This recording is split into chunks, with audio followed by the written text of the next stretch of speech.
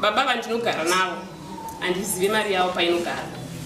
Handina musi wandakambopuwa mari yekunzi imbochengeta mari saamai vari pamba.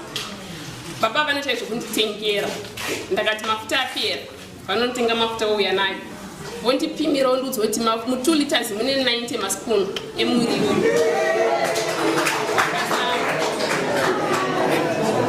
Mafuta akasapedza mwedzi. Make sure kuti kana ndamashandisa 15 days, zvasara 15 days ndichabika mwiri usina mafuta. Madomasi akapera ndo vanotenga vouya nayo. Sauti wakanonoka kutaura kuti sauti yapera.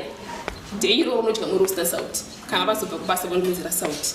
Sipo vanokundikana kunitengera 2 kg yemaki. Vanotenga inonzi iripo toilet cleaner inonhuwa so.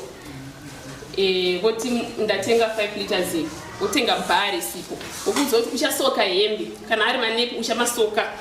Kuseni womuko chizoerera sipo anenge achena. Maplates anosuka nesipo yabva kutoilet nesipo ichaenda kunogeza.